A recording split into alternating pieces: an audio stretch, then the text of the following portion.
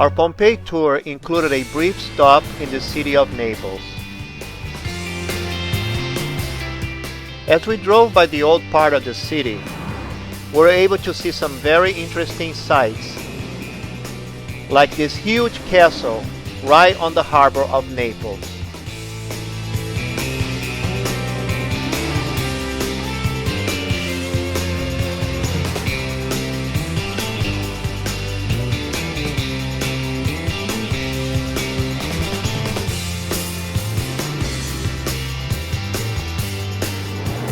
As we drove by the old part of town, we were able to see some very beautiful architecture.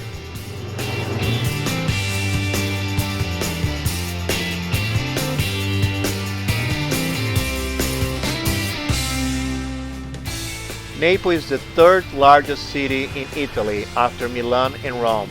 About 4 million people live in the Naples metropolitan area.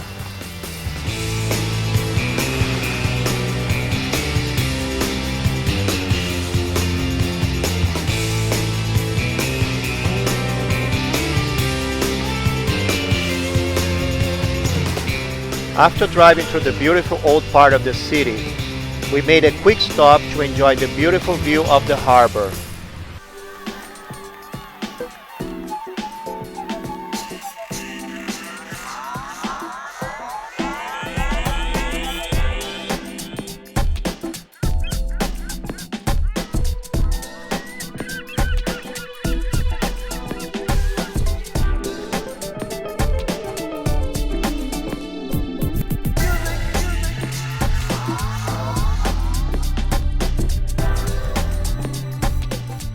From here, we could also see what is perhaps the most famous volcano in the world, Mount Vesuvius.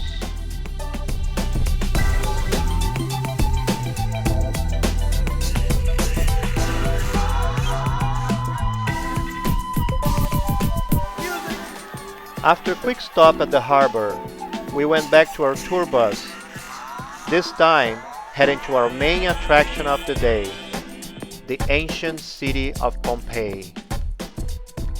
The driving from Naples to Pompeii was about 30 minutes. Upon arriving in Pompeii, we first stopped to have a very nice lunch, which was part of the tour. After lunch, we were able to see a little bit of the newer part of the city, like this beautiful church.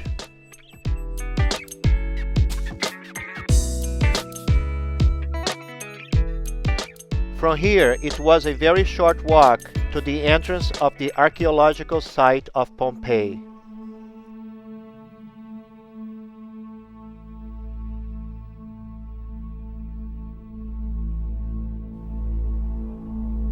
This map of Pompeii shows the entire ruin as we know it today. Our tour will be 2 hours and will only cover a small portion of this.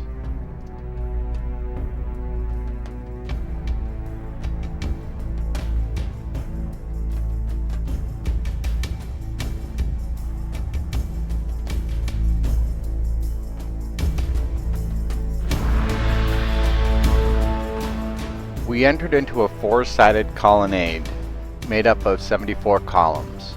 As soon as we stepped in, it was awesome. We had just walked into a frozen moment of time.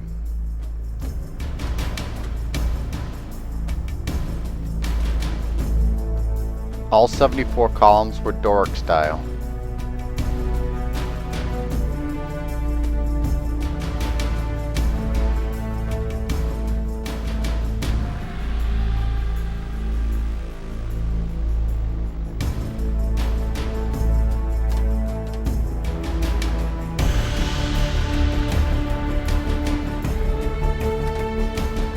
Almost all of the foundations were intact, and most of the walls were still standing.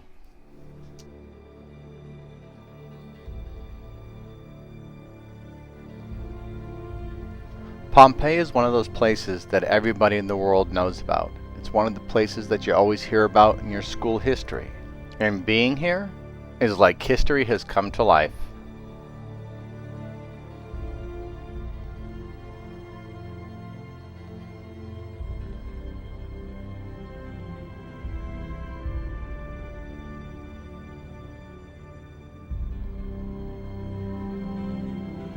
This open area at the top of the stairs was once called the Triangular Forum.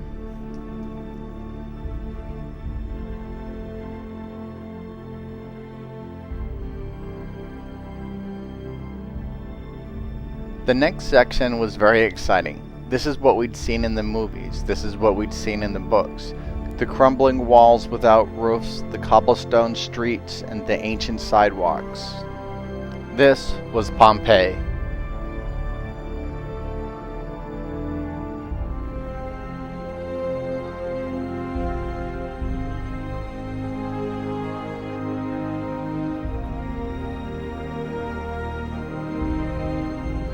One of the things that I noticed and that resonated with me was the stone streets. The stone was worn down from the people walking on it now and 2,000 years ago.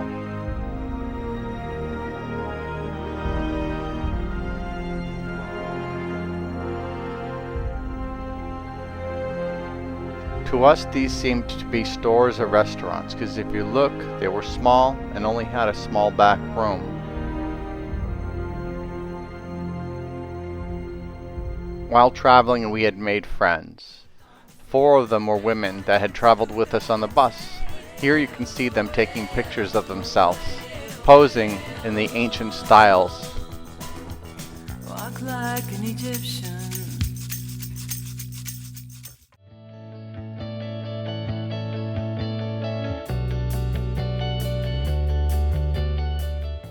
Each archaeological site was identified by a number. Our tour was a guided tour, so we didn't have time or the information to look up what each of these sites represented.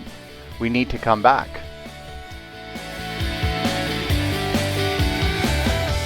The blocks in the road allowed pedestrians to cross the street without having to step onto the road itself, and the spaces between the blocks allowed vehicles to pass along the road. The streets frequently had offal in them, and this let you walk and not get dirty. Wait. The eyes of Texas are upon. Oh God. The eyes of Texas. The eyes of Texas are upon. Oh God. Texas are upon. Oh God.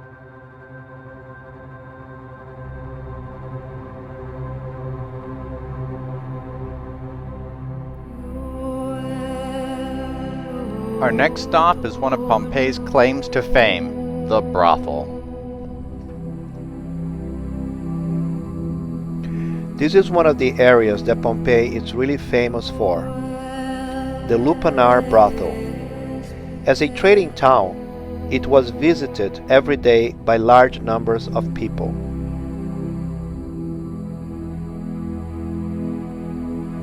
Customers expressed their opinion on the brothel and the performance of the prostitutes by scratching them on the walls, as can be seen by approximately 120 examples of explicit graffiti.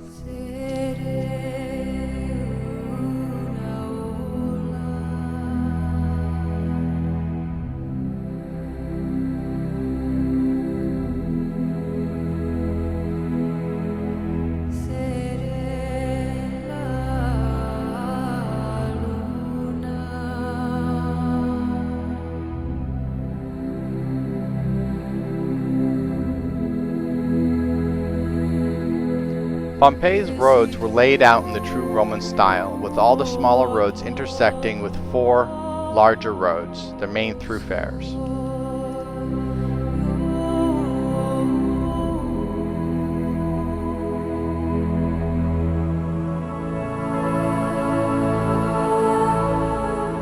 The town of Pompeii contained a wealth of public fountains. This is the fountain after which the road Via dell'Abbandonanza is named.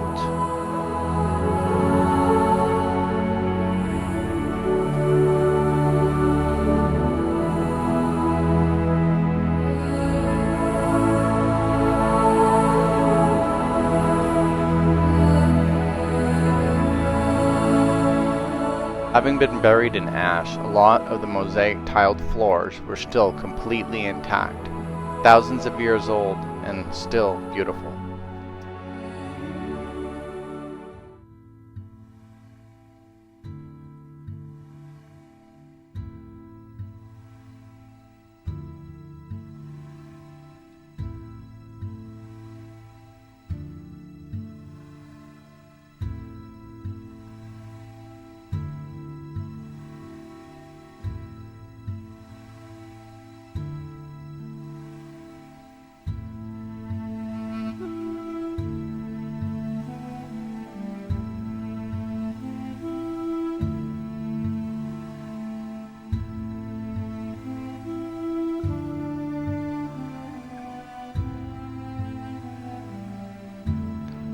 The Forum was the main square in Pompeii. This was a pedestrian-only area, and it was the heart of Pompeii's daily life. The Forum housed most of the important municipal, religious, and commercial buildings in the town, and it was located in the intersection of the main streets.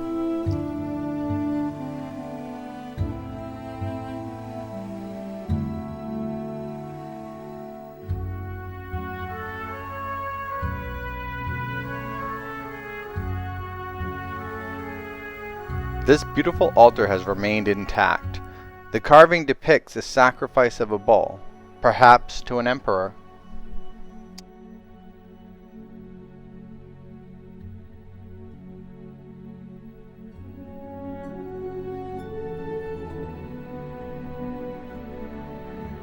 The next part of the tour was actually humbling and sad. The victims that were buried in the ash are seen in their last moments of life, death throes. The plaster casts remain of what once was them.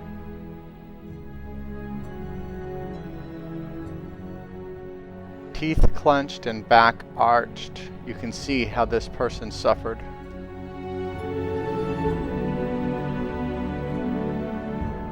This person's arm reaches out, trying to block the tons of ash that fell on top of her and suffocated her.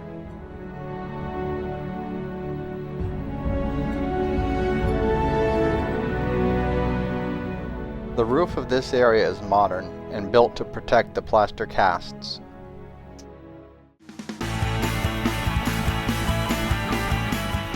The restaurant is also modern and the food quite good.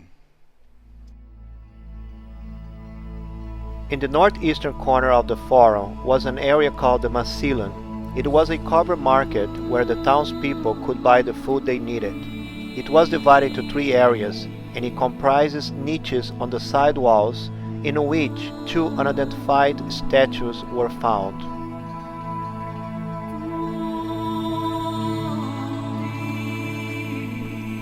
Next, we went to see the Forum baths.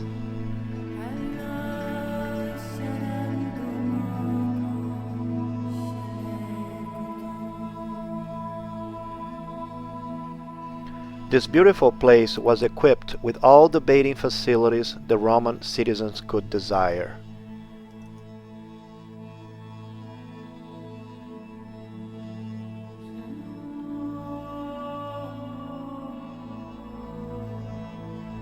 By looking around on the walls, we could still see some of the original paintings of over 2,000 years ago.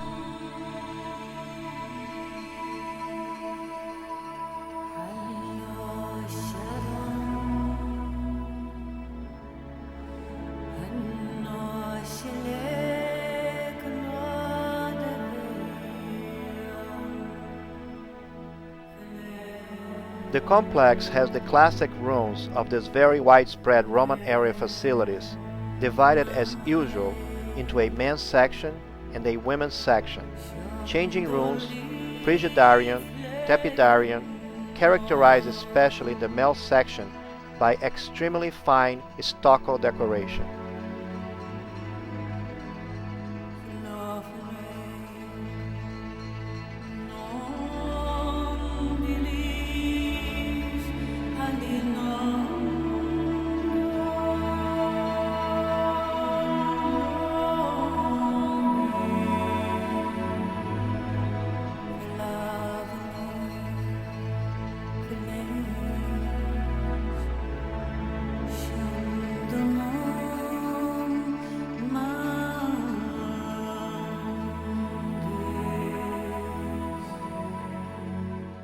At the entrance of the house of the tragic poet, you can still see a very well-preserved mosaic depicting a growling dog and the well-known words Cave Canem, which means be aware of the dog.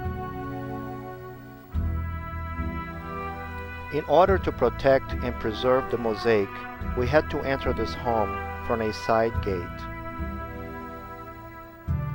The house derives its name from a fine mosaic with a theatrical scene which was found in a room, along with paintings representing episodes from the Iliad. These findings are now exhibited at the National Archaeological Museum in Naples. After walking inside a Pompeii home, you will notice that it was very different from the houses built today. Rectangular in floor plan, they were centered around an inner courtyard. All the rooms were facing onto it and had no window opening towards the outside of the house.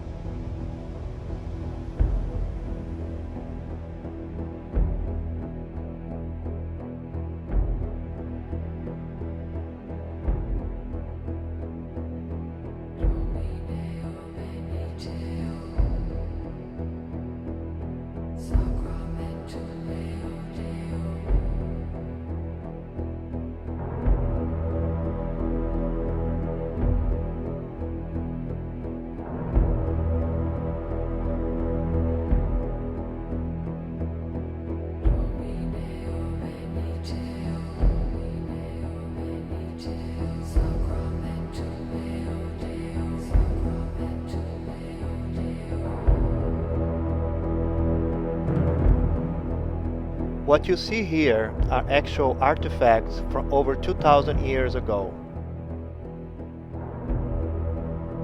All these different artifacts have been found through excavations since the discovery of Pompeii in 1748.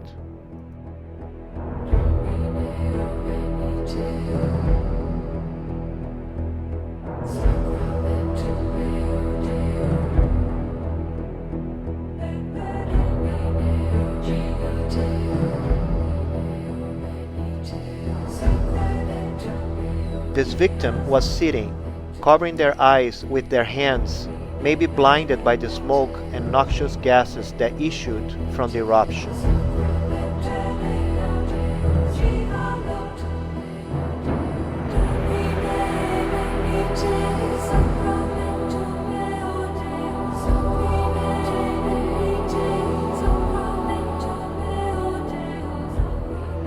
Now we have arrived at the famous Temple of Apollo.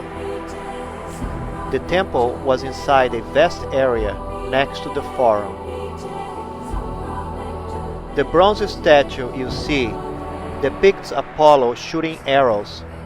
However, the arrows are not part of the statue any longer.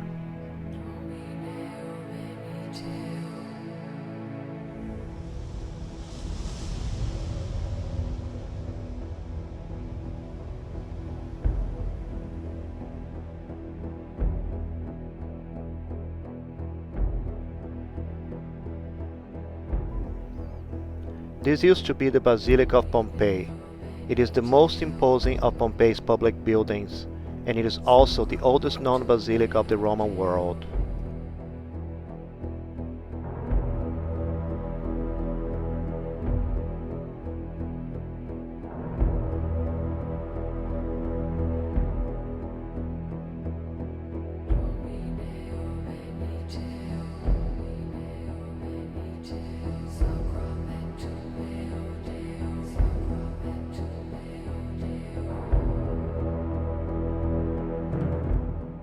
Our last stop was the Temple of Venus. It was partially fenced up to prevent vandalism as well as theft.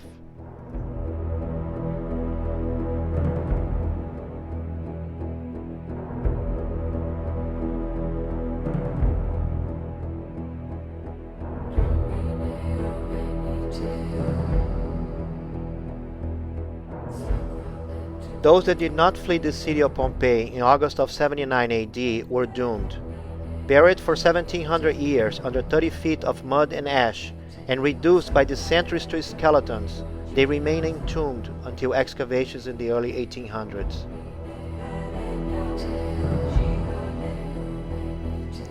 Walking through the ruins, courtyards, and gardens of Pompeii houses, is definitely one of the things that will bring you closer to the people of the ancient city, Pompeii, and the way they lived here over 2,000 years ago.